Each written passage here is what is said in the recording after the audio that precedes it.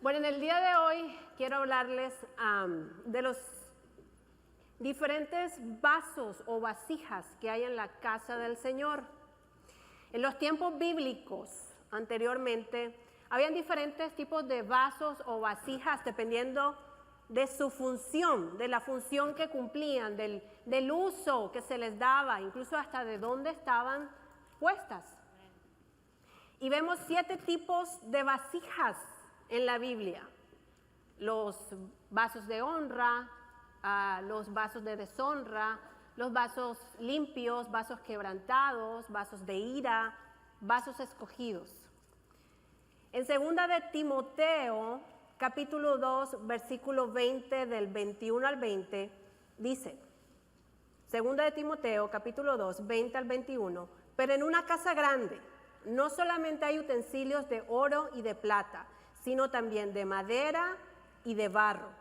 Y unos son para usos honrosos y otros para usos viles. Así que si alguno se limpia de estas cosas, será instrumento para honra, santificado, útil al Señor y dispuesto para toda buena obra. Aquí Pablo no nos estaba hablando de la casa normal. Aquí Pablo estaba hablando de la iglesia, del cuerpo de Cristo. Así como en el templo de Jerusalén habían vasijas de barro, de madera, de oro y de plata, en el cuerpo de Cristo también tenemos diferentes tipos de vasijas, de diferentes tipos de vasos. Y todo depende de la función que usted cumple y del propósito que usted tiene en el cuerpo de Cristo. Isaías 43 dice, ahora sí dice Jehová, creador tuyo, oh Jacob, y formador tuyo, oh Israel. No temas, porque yo te redimí, te puse nombre, mío eres tú. Aquí Dios le está diciendo a Israel, oh creador, soy tu creador de Jacob. Usted conoce que la palabra Jacob significa engañador, suplantador. Él, por ir tras la bendición de Dios, tras la gracia de Dios, engañó a sus padres, engañó a su hermano, más adelante engañó a su suegro. Pero dice que Dios crea a Jacob, pero después lo forma. Dice que Él es el formador de Jacob. La palabra formador en el hebreo es la palabra alfarero. Él es el alfarero de Jacob. El resultado después de que Él va a la casa del alfarero es Israel, que es príncipe de Dios. Él le cambia el nombre de Jacob, el engañador, pasa a ser Israel, el príncipe de Dios. Ahora, Dios nos crea, pero luego comienza en nosotros el proceso de formación. En la escritura anterior que vimos de Timoteo, decía que para que seamos instrumentos. La palabra instrumento es la palabra vasija. Para que seamos instrumentos para honra, vasijas para honra, útiles y dispuestos para toda buena obra. Así que bueno, vamos a empezar rápidamente. Los vasos de honra. Estos vasos de honra eran puestos en las puertas de las casas. Supongamos que esto es una puerta. Y dice que todo miembro que entraba a esa casa o visita que entraba a esa casa, ellos podían llegar y servirse un vaso de agua y tomar de este vaso de honra. La característica especial de este vaso es que tenía que estar continuamente llenándose. Dice que cabían hasta unos 5 galones más o menos en esta vasija.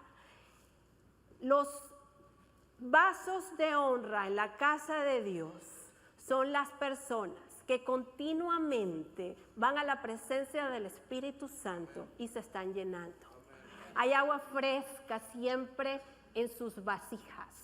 No es agua estancada y solamente esto se puede si usted va todos los días a la presencia del Espíritu Santo y renueva una y otra vez. Ahora, todos conocen Jesús y la mujer samaritana, la historia de Jesús y la mujer samaritana. Dice que Jesús va al pozo y dice que en ese momento viene la mujer samaritana ella traía un vaso de honra en la mano. Por eso Jesús le pide de beber, porque ella traía un vaso de honra en la mano. Las mujeres y los niños iban diariamente a este pozo a sacar agua. Y dice que Jesús, cuando la ve, le dice, dame de beber. Ella obviamente en la confusión de pues judíos y samaritanos, no se trataban entre sí, quedó como que pues, ¿tú me estás pidiendo a mí que te dé de beber? En Juan 4:10 respondió Jesús y le dijo, si conocieres el don de Dios y quién es el que te dice, dame de beber, tú le pedirías y él te daría agua viva. Jesús le intentaba explicar, tú eres un vaso de honra, pero tú tienes que renovar tus aguas. Esta mujer samaritana era una mujer devota, religiosa, y solamente en su vasija había aguas tradicionales, aguas de religión. Ella necesitaba ir a la fuente fresca. La mujer le dijo, Señor, no tienes con qué sacarla y el pozo es hondo. ¿De dónde pues tienes el agua viva? Ella sabía que las aguas frescas tenía que excavar. Hombres y mujeres de Dios que son vasos o vasijas de honra son los que no se quedan en las tradiciones religiosas, son los que excavan y buscan esa agua fresca del Espíritu Santo diariamente. La mujer le dijo, Señor, dame esa agua para que no tenga yo sed ni venga aquí a sacarla. Usted conoce la historia. Jesús lo primero que hizo es, bueno, ok, te voy a dar de esta agua fresca, pero la confrontó. Confrontó su pecado, confrontó su inmoralidad. Y ella confesó, porque dice que después que Jesús la confronta, ella le dice, tú eres un profeta. Significa que tú hablas de parte de Dios. Eres un vaso de honra, te tienes que llenar. Vas a confesar y después vas a ir a esa fuente de vida para llenarte nuevamente del Espíritu Santo. Hay personas que han sido creados como vasos de honra, pero no tienen agua viva. Al no tener una relación con el Espíritu Santo, las aguas se estancan porque no son refrescados. Ustedes, como vasos de honra, necesitan ir a la fuente para que nuevamente Dios los pueda enviar a sus amigos, a sus familiares y puedan ser un vaso de honra. Ahora, los vasos de misericordia. Romanos 9:23, y para hacer notorias las riquezas de su gloria, las mostró para con los vasos de misericordia que Él preparó de antemano para su gloria. Estos vasos eran igual que los vasos de honra, vasos fuertes, resistentes. Recuerden que las personas iban siempre tomando. ¿Cuántas personas pasaban o entraban a una casa? Estos estaban puestos en las entradas de los templos, de las plazas, para cuando la persona entrara o saliera. Y también estaban junto al camino. Toda persona que venía de otro pueblo o que venía de otra aldea y que quizás no tenía un vaso de agua, pasaba por el camino y estos estaban puestos ahí para que ellos pudieran tomar un vaso de agua en medio del camino, cansados y poder seguir. Ahora, ¿quiénes son los vasos de misericordia en el cuerpo de Cristo? Los vasos de misericordia representan a un cristiano que proyecta un testimonio público, personas que han atravesado situaciones difíciles, que han sido conocimientos de otro. Muchas veces usted se ha preguntado, ¿pero por qué me pasa esto a mí? ¿Pero por qué yo estoy en este trabajo? Una vez una compañera cristiana en Colombia me decía, ¿pero por qué no nos rodeamos de cristianos? ¿Por qué tenemos que estar alrededor de estos inconversos? Porque Dios necesita vasos y vasijas que estén en este tipo de lugares para que puedan ser testimonio de la misericordia de Dios. Porque ellos te van a ver como vaso, como vasija de Dios. Y tú tienes que dar testimonio público de ello. Los vasos de misericordia en las plazas eran testimonio público de la misericordia de Dios. El vaso de misericordia es el que provee agua fresca a un mundo que no tiene una vasija para ir al pozo de Jesús, que no sabe cómo llegar a Él. Usted le brinda algo, un agua viva, un agua fresca del Espíritu Santo a una persona que ni siquiera a veces tiene una vasija. Ahora, los vasos escogidos. Les voy a leer Hechos 9 del 1 al 17. Saulo, respirando aún amenazas y muerte contra los discípulos del Señor, vino al sumo sacerdote y le pidió cartas de las sinagogas de Damasco, a fin de que si hallase algunos hombres o mujeres de este camino, los trajese presos a Jerusalén. Conoce que más yendo por el camino, aconteció que al llegar a Damasco, repentinamente un resplandor del cielo, y le empezó a decir: Saulo, Saulo, ¿por qué me persigues? Él dijo: ¿quién eres, Señor? Yo soy Jesús, a quien tú persigues. Dura cosa te es dar cosas contra el aguijón. Él, temblando y temoroso, dijo: Señor, ¿qué quieres que yo haga? Y el Señor dijo: levántate y entra en la ciudad, y se te dirá lo que debes hacer. Más adelante dice que él entra a Damasco y hay un discípulo llamado Ananías, a quien el Señor dijo en visión: Ananías, y él respondió: heme aquí, Señor. Y el Señor le dijo: levántate y ve a la calle que se llama Derecha, y busca en casa de Judas a uno llamado Saulo, porque aquí él ora. Y ha visto en visión a un varón llamado Ananías, que entra y le pone las manos encima para que recobre la vista. Entonces Ananías respondió: Señor, he oído de muchos acerca de este hombre, cuántos males ha hecho a tus santos en Jerusalén. Y aún aquí tiene autoridad de los principales sacerdotes para prender a todos los que invocan tu nombre. El Señor le dijo: ve, porque instrumento escogido me es este, para llevar mi nombre en presencia de los gentiles. Dios llamó a Saulo de Tarso un vaso escogido. Ahora, el vaso escogido, todos los recipientes, el alfarero, cuando los termina de moldear, él los mete en un horno. Supongamos que esto es un horno.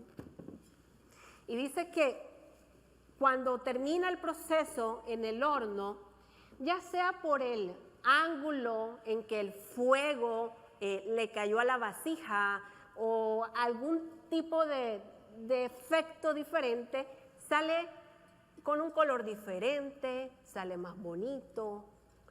Y el alfarero lo mira y dice: oh, wow, esta es mi vasija perfecta, esta es mi obra perfecta. Y dice que él agarra ese vaso escogido y lo lleva a un cuarto oscuro. No lo deja en las estanterías donde tiene todos sus vasos, sus vasijas, sino que lo lleva a un cuarto oscuro y lo deja ahí hasta que alguien venga por este vaso escogido. Él sabe que alguien en algún momento le va a pedir, va a llegar y le va a decir: alfarero, yo sé que todas tus vasijas son hermosas, pero yo sé que tú debes de tener una que es preciosa. El vaso escogido espera en la oscuridad hasta que Dios lo llame.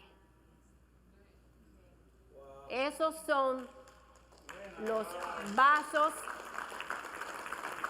y vasijas escogidos en el cuerpo de Cristo. Cuando pasa esto, que viene el alfarero y viene un cliente y el alfarero le dice: bueno, entonces yo estoy buscando algo perfecto. Dice que el alfarero sabe y va hasta ese cuarto oscuro y lo busca y lo saca de ese cuarto oscuro y con orgullo lo voltea, estampa su firma y su nombre y lo entrega. Ahora, el asunto del vaso escogido es que tiene que estar escondido por mucho tiempo en la oscuridad. Y eso quizás a nosotros no nos guste. Saulo, del versículo que hablábamos, Saulo aceptó a Jesús, pero duró después 3 años en el desierto. Durante esos 3 años en el desierto recibiendo revelación de Dios. Y dice que después pasó 14 años, él vuelve a su tierra natal, a Tarso, y se desempeña como empresario, como artesano. 17 años estuvo escondido, donde no tuvo nada que ver con el ministerio. hasta que Bernabé, un vaso de honra lleno del Espíritu Santo, necesitaba ayuda en la iglesia de Antioquía y lo manda a llamar. Y le dice, te necesito. Después de 17 años, Saulo empieza su ministerio. Los vasos escogidos son personas que están escondidas y quizás tú te preguntes, pero Señor, si yo tengo todo este conocimiento, mira, yo me he preparado, yo tengo toda esta revelación, porque durante ese tiempo escondido vas a recibir revelación. Saulo, dicen que fue al paraíso, que tuvo visiones, y usted puede ir después y leer en la Biblia. Quizás te preguntes, pero todo este conocimiento y todo esto que he recibido, ¿qué hago con esto? Hay un tiempo en el que Dios te va a llamar, pero como vaso escogido, vas a tener que estar en un cuarto oscuro. Ahora, estos tiempos de esperas no son fáciles, obviamente, pero aquí hay una promesa de Dios para ti. ¿Qué hay entre vosotros que teme a Jehová y oye la voz de su siervo? El que anda en tinieblas y carece de luz. Confíe en el nombre de Jehová y apóyese en su Dios. Antes que el alfarero con orgullo cargue ese vaso escogido, lo estampe y le ponga su nombre y te envíe, la palabra de Dios te dice apóyate en él. No te apoyes en tu familia, no te apoyes en los tantos talentos que tienes, apóyate en Dios. Es lo único que puedes hacer en esos tiempos de espera.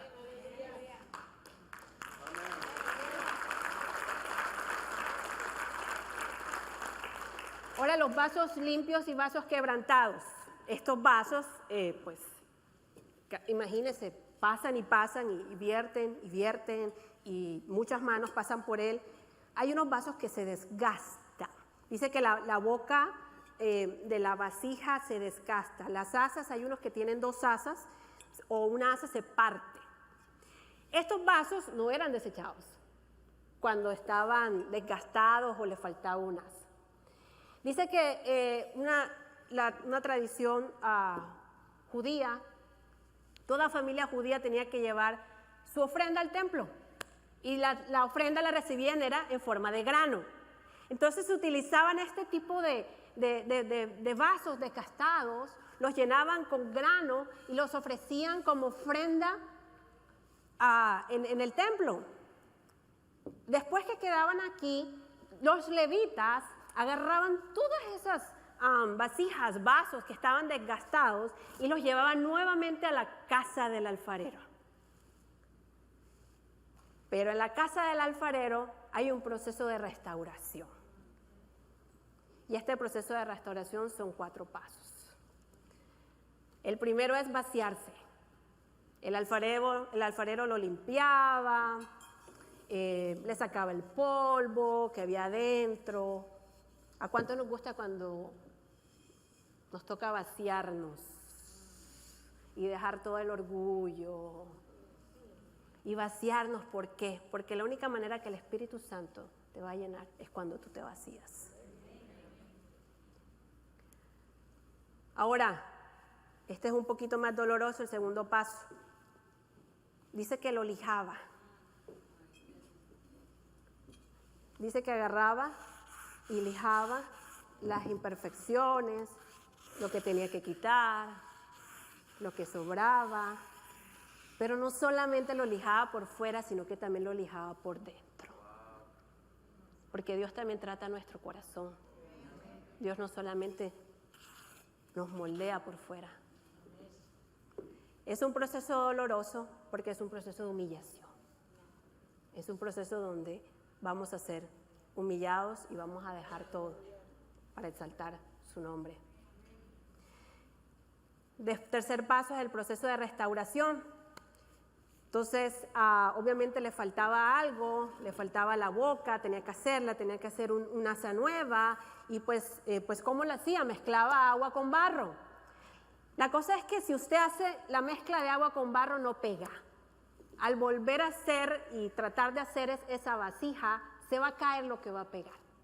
Y dice que él buscaba sangre, porque la sangre coagula y la sangre pegaba.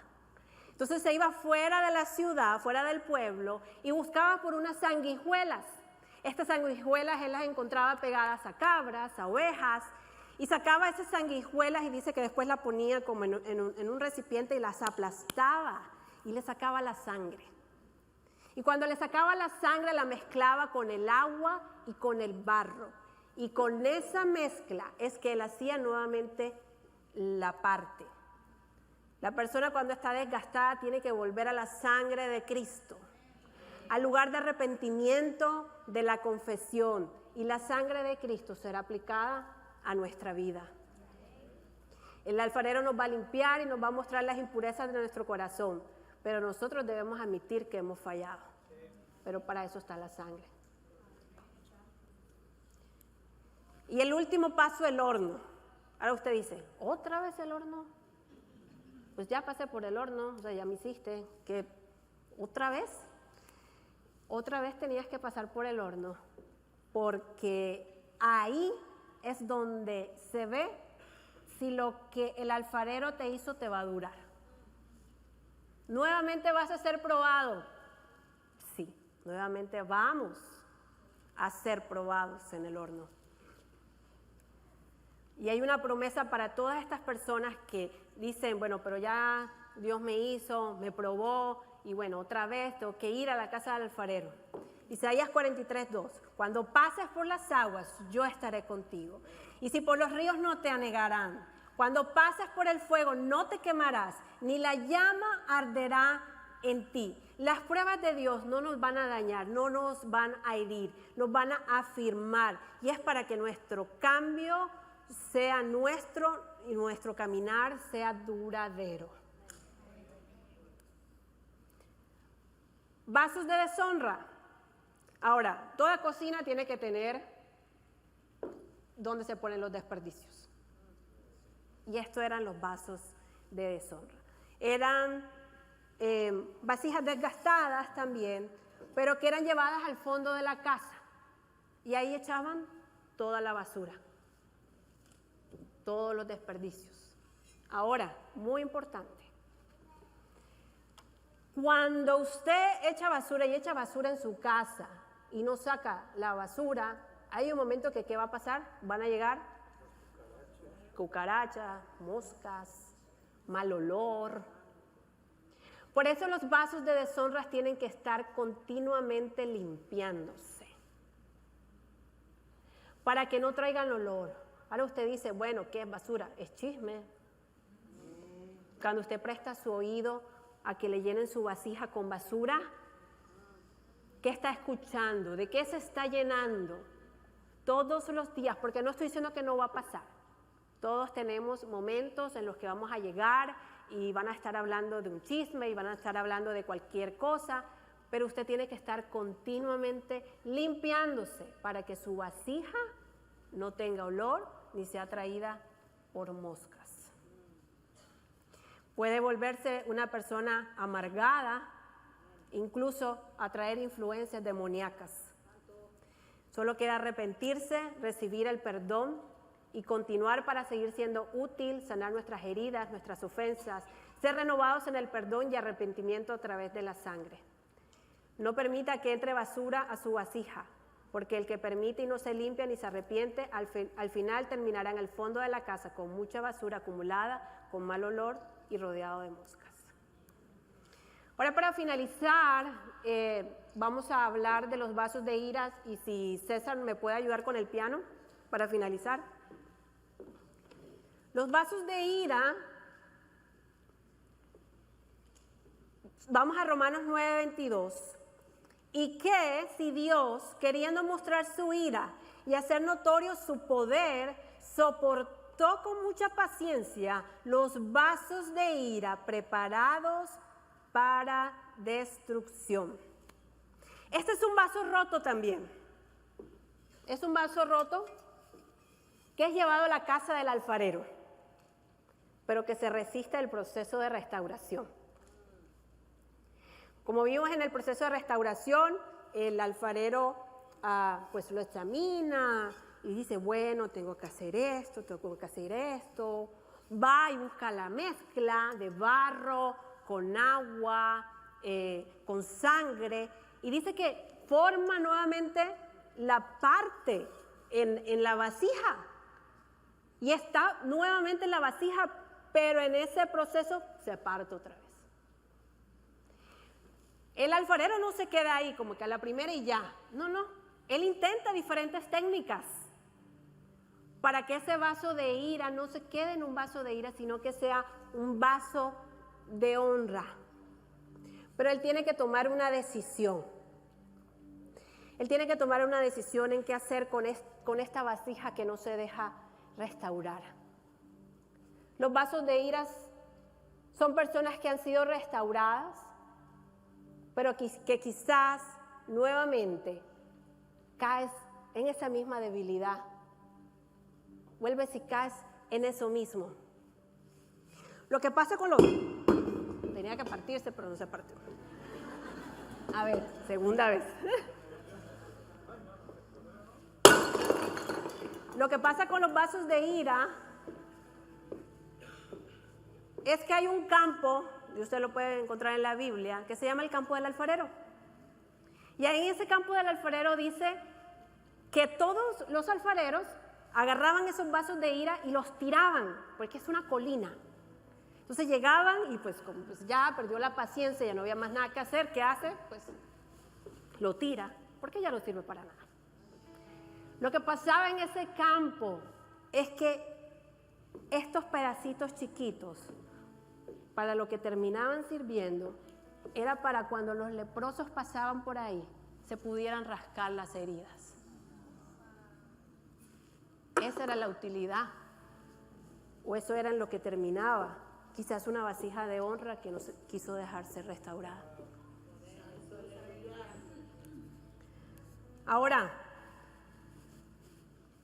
Mateo 27:7.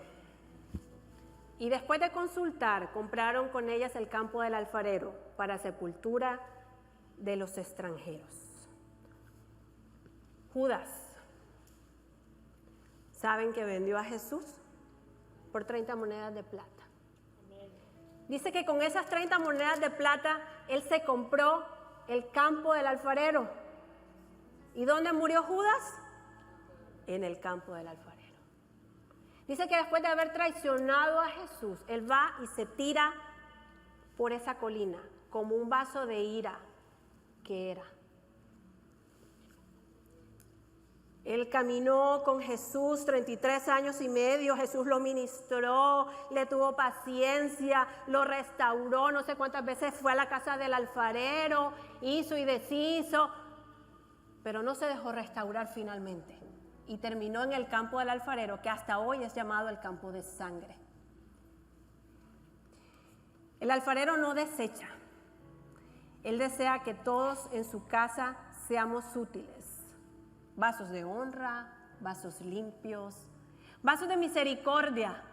No sé cuál sea la función que tú tengas en el cuerpo de Cristo, pero aunque te desgastes y aunque creas que ya no puedes más, sabes que siempre vas a poder ir a la casa del alfarero a restaurarte, y no solo restaurarte, sino a cambiar esa agua del Espíritu Santo, a refrescarte, a renovarte. Si tienes agua estancada, puedes ir a esa fuente de agua viva que nunca, nunca, nunca va a escasear.